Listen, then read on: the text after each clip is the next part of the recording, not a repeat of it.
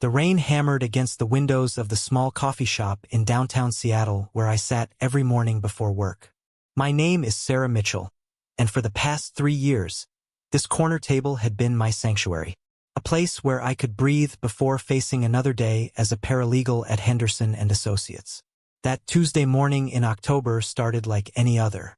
I ordered my usual vanilla latte and opened my laptop to review case files.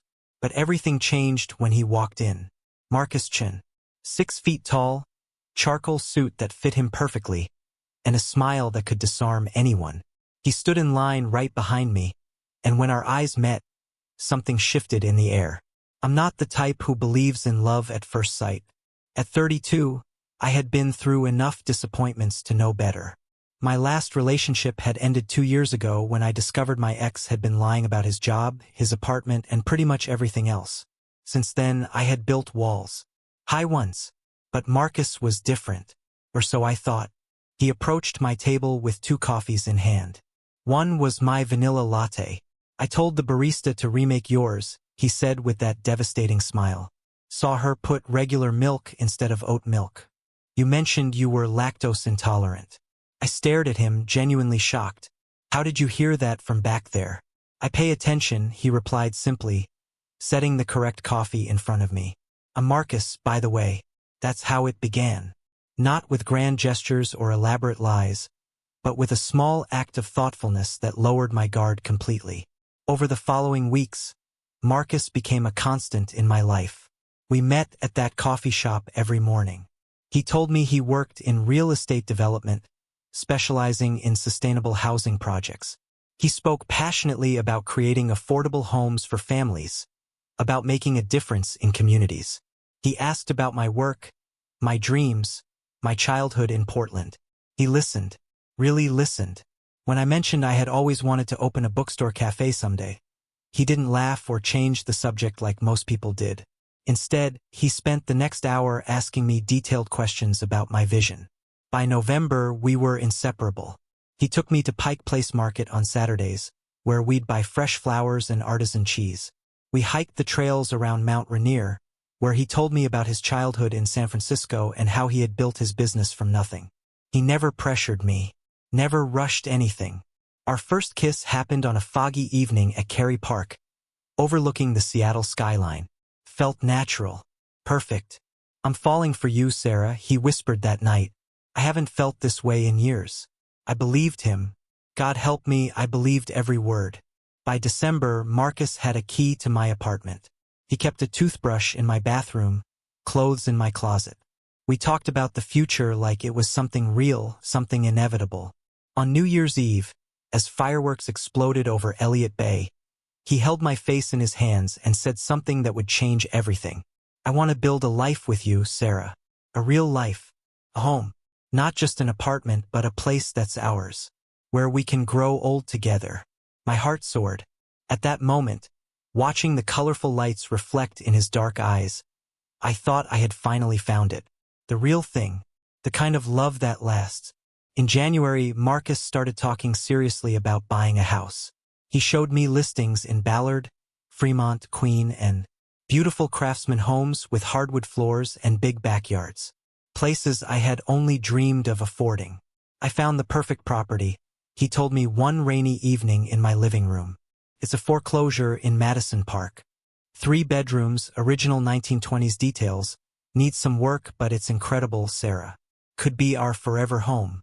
He showed me pictures on his phone. It was stunning. A charming bungalow with a wraparound porch and a garden that needed love. The problem is timing, he continued, his expression turning serious. I have most of the capital tied up in my current development project. It'll free up in 6 months, but this house won't last that long. Someone's going to snatch it up. I felt my stomach tighten. Where was this going? Marcus took my hands in his. Sarah, I know this is a lot to ask, but I've never been more certain of anything in my life. You're it for me. This house is for us. For our future. If you could lend me $80,000 for the down payment, just until my project closes, we could secure it now. I'll pay you back with interest. We'll put both our names on the deed. $80,000. My entire savings. Money I had scraped together working overtime, skipping vacations, living frugally for 10 years. I didn't answer right away. $80,000 wasn't just money. It was security.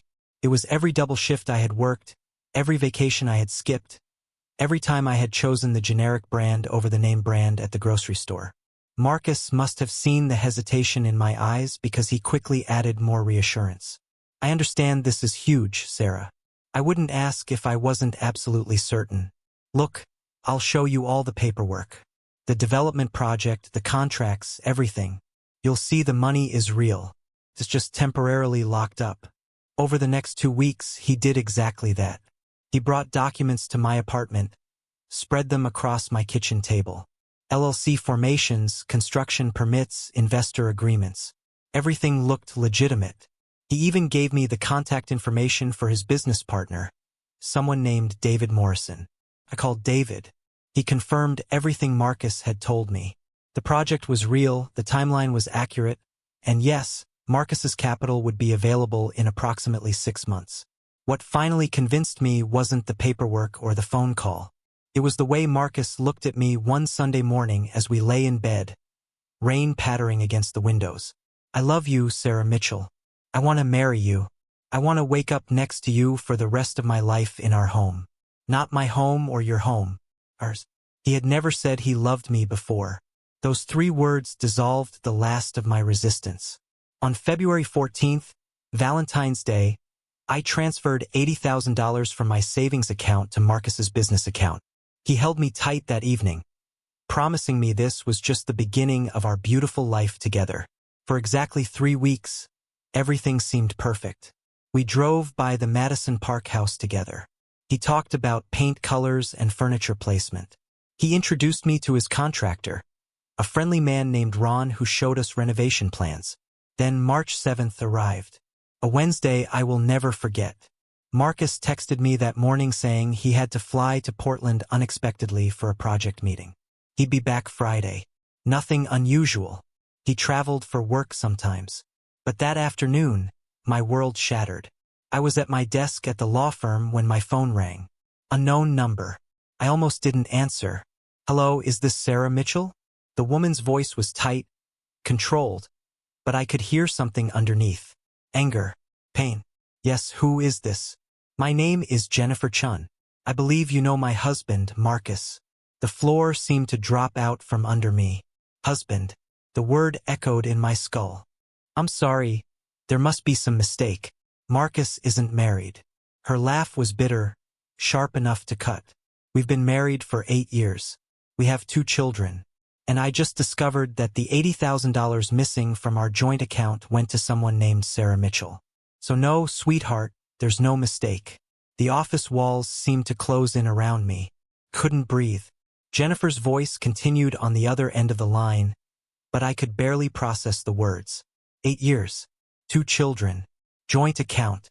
This had to be a mistake. Some horrible misunderstanding. Marcus loved me. He wanted to build a life with me. He had shown me documents, introduced me to his business partner, talked about our future every single day. I need to see proof, I managed to whisper. Jennifer didn't hesitate. Check your email. I'm sending you our wedding photos, our mortgage documents, and pictures of Marcus with our kids from last weekend. The same weekend he told you he was in Portland, right? My hands shook as I opened my email on my computer. The photos loaded slowly, each one a knife to my heart. Marcus in a tuxedo, standing next to a beautiful woman in a white dress. Marcus holding a newborn baby. Marcus at a soccer game with a little boy who had his same smile. Marcus at a Christmas dinner table with Jennifer and 2 children. Dated just 3 months ago. The Madison Park house, Jennifer continued, her voice breaking now. That's our house, Sarah. The one we've been saving for. The one I thought we were finally going to buy for our family. Instead, my husband stole from our children's future to impress his mistress. I ran to the bathroom and vomited. Everything I had eaten that day came up, along with what felt like every hope I had held for my future. When I returned to my desk 20 minutes later, my boss asked if I needed to go home. I looked sick, she said. I was sick. Sick with betrayal. Sick with stupidity. sick with the realization that I had given everything to a man who had given me nothing but lies. That night, I sat in my apartment alone, Marcus's toothbrush still in my bathroom, his jacket still hanging in my closet, his lies still echoing in every corner of these rooms. I tried calling him 17 times. Every call went straight to voicemail. I wanted to scream. I wanted to cry. I wanted to disappear. Instead, I did something I hadn't done since my father died 5 years ago. I called my older sister, Rebecca, in Portland. She listened to everything without interrupting. When I finished, there was a long silence. "Sarah," she finally said, her voice steady and calm in a way that made me feel slightly less like I was drowning. "You have two choices. You can fall apart or you can fight back. Which one are you going to choose? If you're rooting for Sarah to get her justice, take a moment and subscribe to the channel. Because what happens next, nobody saw coming." Rebecca drove from Portland that same night. By midnight, she was sitting at my kitchen table with her laptop open, a legal pad covered in notes, and a determination in her eyes that I desperately needed to borrow. "First things first," she said, pouring us both coffee despite the late hour. "We document everything. Every text, every email, every photo, every transaction." Marcus made one critical mistake. "What mistake?" I asked, my voice hollow. "He underestimated you. He thought you'd be too heartbroken and humiliated to fight. But you're a paralegal, Sarah. You work with lawyers every day. You know how the system works." Something shifted inside me then. Rebecca was right. I had spent 3 years learning how to build cases, how to find evidence, how to pursue justice for others. It was time to do it for myself. Over the next 3 days, I became someone I didn't recognize. Someone harder. Someone who refused to be a victim. I pulled every bank record, every receipt, every piece of correspondence with Marcus. I discovered he had used a fake business account, not his real one. The documents he showed me were partially forged. David Morrison, his supposed business partner, didn't exist at the address listed. The phone number belonged to Marcus's actual brother, who had been paid to play along. But here's where Marcus's arrogance destroyed him. The money had briefly passed through an account that did have both his and Jennifer's names on it, which meant Jennifer had legal standing to trace it. And when she did, she found something even Marcus hadn't expected her to discover. Jennifer called me on the 4th day. Her voice was different now. Not angry at me, but coldly furious at him. "Sarah, there are 3 other women. 3. All within the past 2 years. He's been running this same con, promising futures he never intended to deliver. One woman in Tacoma lost $40,000. Another in Spokane lost $60,000. He's not in real estate development. He works part-time at a car dealership and gambles the rest. Everything he told you was a lie." My hands clenched into fists. "How much has he stolen total? Including what he took from our joint account and what he conned from you and the others." Jennifer calculated over $300,000. "Most of it gone. Gambled away in Vancouver casinos." That night, Jennifer and I made a decision that would change everything. We weren't going to just file a police report and hope for justice. We were going to make sure Marcus faced every single consequence of his actions. Jennifer had connections through her job at a major Seattle law firm. I had knowledge of legal procedures. Together, we built a case that was airtight. Within a week, we had contacted the other victims. Within 2 weeks, we had filed a class action lawsuit. Within 3 weeks, we had enough evidence to trigger a criminal investigation for wire fraud and theft. Marcus was arrested on a Tuesday morning in April, right in the parking lot of the car dealership where he actually worked. Jennifer sent me the news with a simple text. "It's done." I sat in my office and felt something I hadn't felt in weeks. Not quite happiness, but something close to it. Relief. Vindication. The smallest spark of hope that maybe, just maybe, justice actually existed. The criminal trial moved faster than anyone expected. Marcus had been sloppy, overconfident. The evidence was overwhelming. Text messages where he had used identical phrases with different women. Bank records showing the pattern of deposits and immediate withdrawals to casino accounts. Testimonies from all 4 of us, telling eerily similar stories. His defense attorney tried to paint him as a man with a gambling addiction who made mistakes. But the prosecution, led by a fierce district attorney named Patricia Wong, destroyed that narrative methodically. This wasn't addiction, Patricia stated in her closing argument, her voice ringing through the courtroom. This was calculated predation.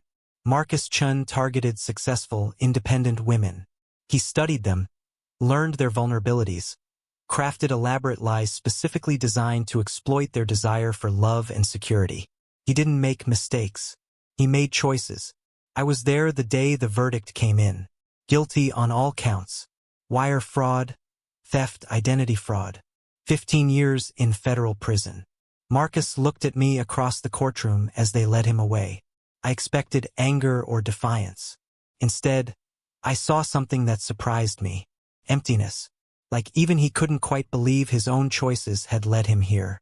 Jennifer stood beside me as we walked out of the courthouse into the bright Seattle sunshine. Our relationship had evolved into something unexpected. Not quite friendship, but a bond forged in shared trauma and shared victory. The restitution hearing took another month. The court ordered Marcus to repay every cent, though we all knew the money was mostly gone.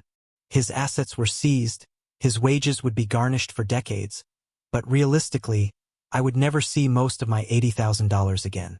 But something strange happened in those months of legal battles and court appearances. I stopped caring as much about the money. Don't get me wrong, losing my life savings hurt. It would take years to rebuild. But what I had gained felt more valuable. I had discovered a strength I didn't know I possessed. I had learned that I could be broken and still choose to stand back up. I had found my voice, my power, my refusal to accept being treated as disposable. The other victims and I stayed in touch. We formed a support group that met monthly. We shared our stories, our healing, our gradual return to trusting again. One of them, a woman named Lisa from Tacoma, became a genuine friend. My sister Rebecca told me she had never been prouder of me. Coming from her, that meant everything. By summer, I had started sleeping through the night again. 2 years later, I stood in front of a charming storefront in the Fremont neighborhood of Seattle. The sign above the door read Mitchell and Page Books and Coffee in elegant gold letters. My bookstore cafe, the dream I had told Marcus about, now real, built entirely on my own terms. Lisa from Tacoma was my business partner.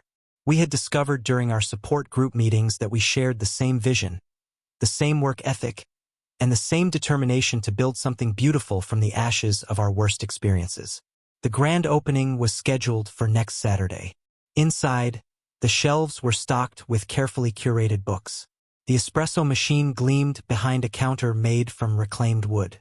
Cozy reading nooks filled every corner, exactly as I had always imagined. Rebecca flew in from Portland to help with the final preparations. As we arranged the display window together, she bumped my shoulder affectionately. "You did it, little sister. You actually did it." "We did it," I corrected, gesturing to Lisa, who was training our new barista behind the counter. My savings were slowly rebuilding. I had received partial restitution from Marcus, about $20,000 so far. The rest I had earned back through overtime, side projects, and ruthless budgeting. It wasn't the $80,000 I had lost, but it was mine, earned through my own labor, untainted by lies. Jennifer and I still texted occasionally. She had divorced Marcus and moved with her children to her parents' home in California. She was healing too, in her own way, rebuilding a life that didn't include betrayal in its foundation. As for Marcus, he was serving his sentence at a federal prison in Oregon. I never visited, never wrote. I had said everything I needed to say in that courtroom 2 years ago. The truly unexpected part of my healing came 6 months ago when I met someone new. Andrew was a literature professor at the University of Washington who wandered into a pop-up event Lisa and I had hosted. He was kind, genuine, and refreshingly straightforward. We had been dating slowly, carefully. I wasn't ready to rush anything, and he respected that completely. Trust would take time to rebuild, but I was learning that I could open my heart again without losing myself in the process. Standing in my bookstore that afternoon, sunlight streaming through windows I had chosen, surrounded by dreams I had built with my own hands, I realized something profound. Marcus had taken my money, but he hadn't taken me. My resilience, my strength, my capacity for hope, those were mine alone. They always had been. The story could have destroyed me. Instead, it transformed me. Thank you so much for staying with Sarah's story until the end. If her journey resonated with you, please hit that like button, leave a comment sharing your thoughts, and subscribe to the channel for more stories of resilience and redemption. What topic should we explore next? Let us know in the comments below. Remember, your worst moment doesn't define your future. You do.